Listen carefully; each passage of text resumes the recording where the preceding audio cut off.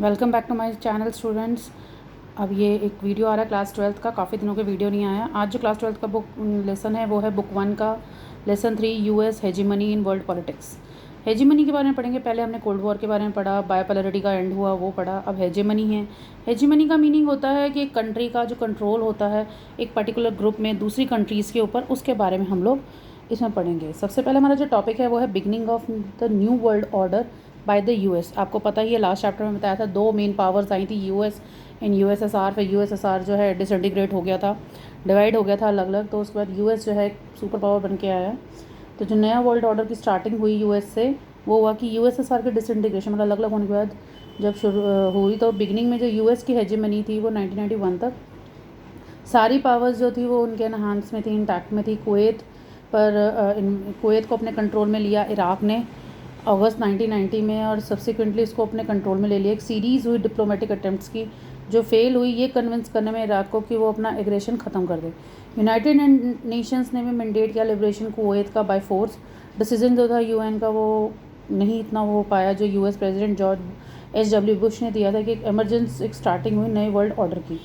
First वो gulf war हुई जिसमें इराक़ जो है हार गया क्योंकि बहुत सारी कोalition फोर्स 6,60,000 ट्रूप्स मतलब जो सोल्जर्स थे साथ में 34 कंट्रीज़ के ऑल ओवर। इसको ऑपरेशन डेजर्ट स्टॉर्म या फर्स्ट गल्फ़ वॉर कहा गया। जो वॉर थी वो ओवर हेवनली अमेरिकन थी। इससे ये रिवील हुआ कि बहुत ज़्यादा टेक्नोलॉजिकल गैप है अलग अलग कंट्रीज़ में, यूएस मिलिट्री कैपेबिलिटी में और दूसरी कंट्रीज़ में। इससे फिर आए क्लिंटन ईयर, जॉर्ज एच.डब्ल्यू. बुश जो अपना प्रेसिडेंशियल इलेक्शन लॉस कर चुके थे, विलियम जेफरसन बिल क्लिंटन को 1992 में एक डेमोक्रेटिक पार्टी थी। इस एरा में ऐसा माना गया कि यूएस जो है वो अपने इंटरनल अफेयर्स से विड्रॉ कर चुका है और वो फुली मर्ज है वर्ल्ड पॉलिटिक्स में। गवर्नमेंट जो क्लिंटन ने लीड की उसने फोकस किया सॉफ्ट इश्यूज़ पे, जैसे डेमोक्रेसी प्रमोशन, क्लाइमेट चेंज और वर्ल्ड ट्रेड। इस पर जो हार्ड पॉलिटिक्स की बजाय उसने इन चीज़ों पे ध्यान दिया। स्टिल यूएस ने अपनी मिलिट्री पावर शो की। फर्स्टली 1999 में जब यूगोस्लाविया के एक्शंस पर रिस्पांस किया, उसने एक प्री डोमिनेंट अल्बेनियन पॉपुलेशन थी कोसोवो प्रोविंस में। यूगोस्लाविया ने इनको अपने कंट्रोल में कोशिश की, तब वहाँ प्रूफ किया। सेकेंडली उसने रिस्पांस दिया बॉम्बिंग करके जो एम्बेसीज थी यूएस की नारोबी, केन्या और दर इस्लाम में। ऑपरेशन इन्फिनिट रीच जो हुआ वो लॉन्च हुआ यूएस के थ्रू, जिसके थ्रू सीरीज शुरू हो गई क्रूज़ मिसाइल की। स्ट्राइक हुई अलकायदा टेररिस्ट पर, टारगेट के सूडान और अफगानिस्तान में। फिर 9/11 और ग्लोबल वॉर जो है टेरर का स्टार्ट हो गया। 11 सितंबर 2001 को 4 अमेरिकन कमर्शियल एयरक्राफ्ट को हाईजैक किया गया और उसे यूएस की इंपॉर्टेंट बिल्डिंग्स में उन्हें क्रैश किया गया। फर्स्ट और सेकंड एयरलाइन क्रैश हुए नॉर्थ और south tower world trade centre, जैसे ट्विन टावर्स भी कहा जाता था एक टाइम में, न्यूयॉर्क में। थर्ड क्रैश हुआ पेंटागन बिल्डिंग एरिंगटन वर्जीनिया, जो कि एक तरह का मिलिट्री हेडक्वार्टर्स है। फोर्थ एयरक्राफ्ट जो है वो आया पेनिनसुलवा की फील्ड्स में। ये अटैक को 9/11 कहा जाता है। यूएस ने रिस्पॉन्स किया 9/11 बहुत ही स्विफ्ट, फटाफट और फेरिशियस वे में। जॉर्ज डब्ल्यू बुश को आगे सक्सीड किया क्लिंटन ने, ठीक है, यूएस प्रेसिडेंसी में। क्लिंटन के बाद जॉर्ज डब्ल्यू बुश आए। यूएस ने लॉन्च किया ऑपरेशन एंड्यूरिंग फ्रीडम, जो एक ग्लोबल वॉर ऑन टेरर पर था, उसका एक हिस्सा था। ऑपरेशन जो था सभी सस्पेक्ट्स के अगेंस्ट था जो 9/11 के पीछे थे, मेनली अलकायदा, तालिबान रजीम जो थी अफ़गानिस्तान में। अरेस्ट जो है पूरे ऑल ओवर द वर्ल्ड किए यूएस फोर्सेस ने, विदाउट मतलब गवर्नमेंट की नॉलेज के पर्सनस के जो अरेस्ट किए जा रहे थे, पर्सनस को ट्रांसपोर्ट किया गया कंट्रीज़ के अक्रॉस, डिटेन किया गया उन्हें सीक्रेट प्रिजन्स में। फिर उसके बाद जो नेक्स्ट इन्वेजन हुआ वो हुआ इराक इन्वेजन। ऑपरेशन इराक की फ्रीडम लॉन्च किया यूएस ने 19 मार्च 2003 में, जो ज्वाइन किया जिसको मोर देन 40 अदर कंट्रीज़ ने। पर्पस जो था इन्वेजन का वो ये था कि इराक को प्रिवेंट करना था कि वहाँ पर जो वेपन्स डेवलप हो रहे थे जिसकी वजह से बहुत ज़्यादा मास डिस्ट्रक्शन हो रहा था वेपन्स की वजह से, WMD जो वहाँ हो रहा था उसे रोका जा सके। कोई एविडेंस नहीं मिला WMD का, तो स्पेकुलेट किया गया कि इन्वेजन जो है मोटिवेटेड है किसी और ऑब्जेक्टिव की वजह से किया, किसी और कारण के, जैसे इराक की ऑयल फील्ड्स को कंट्रोल करने के उसमें किया गया। यूएस ने जो इन्वेजन किया इराक के ऊपर, मिलिट्री और पॉलिटिकल फेलियर जो था, अराउंड 3,000 यूएस मिलिट्री पर्सनल जो है लॉस्ट हो गए।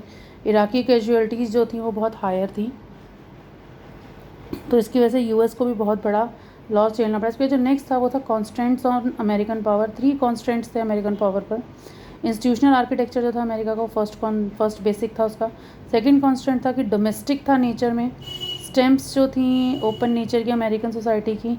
डीप सेप्टिज्म जो रिगार्ड कर रहा था पर्पसेस को और मेथड जो थे गवर्नमेंट के अमेरिकन पॉलिटिकल कल्चर में। थर्ड कॉन्स्टेंट था कि अमेरिकन पावर जो है वो North Atlantic Treaty Organization, American power जो का थर्ड वो था नाटो, जो कि एक ओनली ऑर्गेनाइजेशन थी इंटरनेशनल सिस्टम में जो पॉसिबली मॉडरेट कर रही थी अमेरिकन पावर की एक्सरसाइज को। मतलब एक तरह से अमेरिका जो है पूरी तरह से अपना 9/11 का अटैक लेगा। अगर आप लोग चेक भी करेंगे न्यूज़, 9/11 की घटना बहुत ज़्यादा बड़ी थी कि वो 2 टावर्स जो थे बिल्कुल ही पैसेंजर प्लेन्स उसमें क्रैश किए गए थे और बहुत लॉस हुआ था। अमेरिका को भी बिज़नेस का लॉस हुआ और इसका लॉस बाकी कंट्रीज़ को भी झेलना पड़ा। नेक्स्ट टॉपिक है India's relationship with the US के साथ इंडिया के रिलेशनशिप कैसे थे। कोल्ड वॉर के दौरान इंडिया की क्लोजेस्ट फ्रेंडशिप थी सोवियत यूनियन के साथ।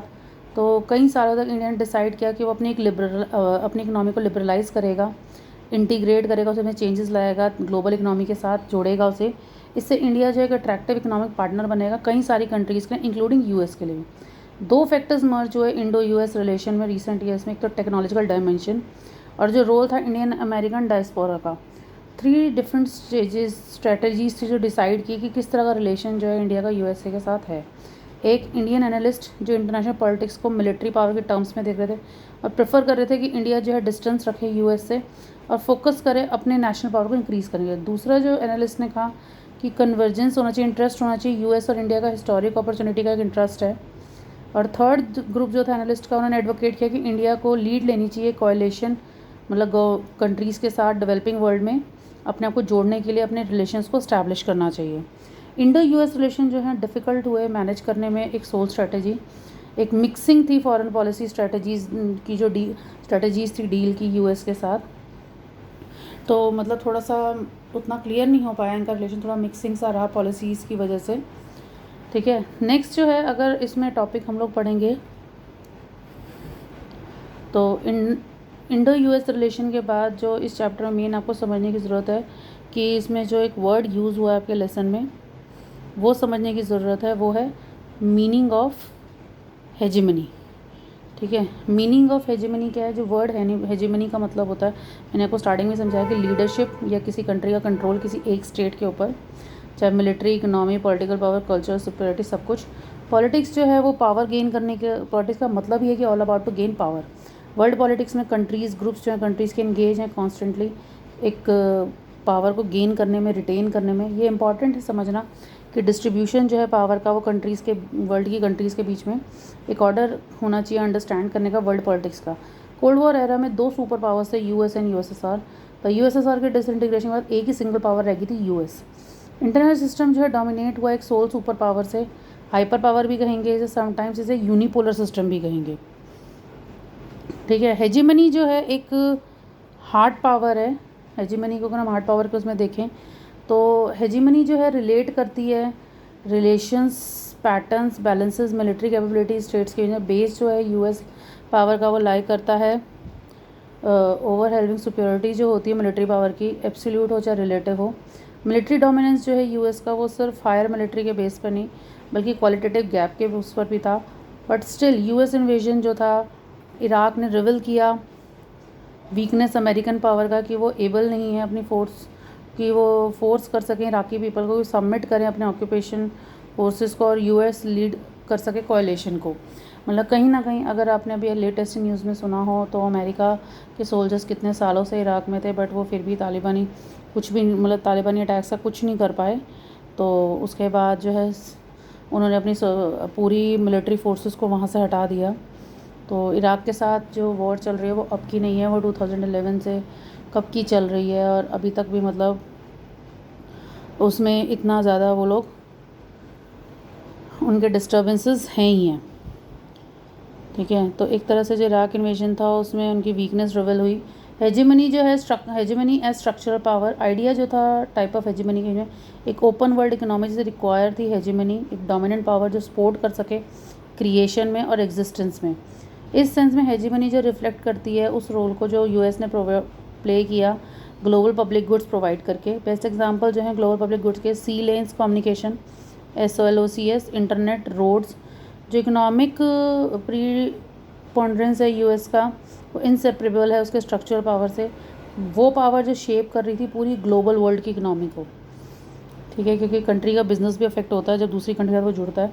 दूसरा एग्जाम्पल है स्ट्रक्चर पावर का। यूएस का एकेडमिक डिग्री से मास्टर्स बिजनेस एडमिनिस्ट्रेशन में, idea of teaching skills business uniquely American की, हेजीमनी एज सॉफ्ट पावर। जो आपका नेक्स्ट टॉपिक है वो है हेजीमनी एज सॉफ्ट पावर। इस टाइप की जो हेजीमनी होती है वो इम्प्लाई करती है क्लास की असेंडेंसी पर, जैसे सोशल, पॉलिटिकल, पर्टिकुलरली जो आइडियोलॉजिकल स्फेयर्स होते हैं, जो आइडियोलॉजिकल उनकी चीज़ें होती हैं, वो सजेस्ट करती हैं एक डोमिनेंट पावर को सिर्फ मिलिट्री पावर को पोजेस करने के लिए, आगे करने के लिए नहीं, बल्कि उसके आइडियोलॉजिकल रिसोर्सेज जो शेप करते हैं बिहेवियर को कम्पीट करने में और लेसर पावर में। यूएस प्रीडोमिनेंस जो था वर्ल्ड में, जिनका एक वो डोमिनेंस बना हुआ था, वो सिर्फ मिलिट्री पावर पे बेस नहीं था, बल्कि इकोनॉमिक पावर पे था, बल्कि कल्चरल प्रेजेंस पर भी था। कोल्ड वॉर के दौरान यूएस जो है उसने स्कोर किया नोटेबल कई सारी विक्ट्रीज़ ली उसने एरिया के उसमें स्ट्रक्चरल पावर में, और सॉफ्ट पावर से वो हार्ड पावर बना। उसके बाद हेजीमनी से हमारा जो ओवरकम हुआ, हेजीमनी से जो निकलना शुरू हुआ, वो था कि बहुत ज़रूरी है समझना कि सिर्फ एक सिंगल पावर जो है बैलेंस नहीं कर सकती थी यूएस मिलिट्री को। कई सारी स्ट्रैटेजीज़ हैं जो हेल्पफुल होती हैं हेजीमनी से ओवरकम करने के लिए।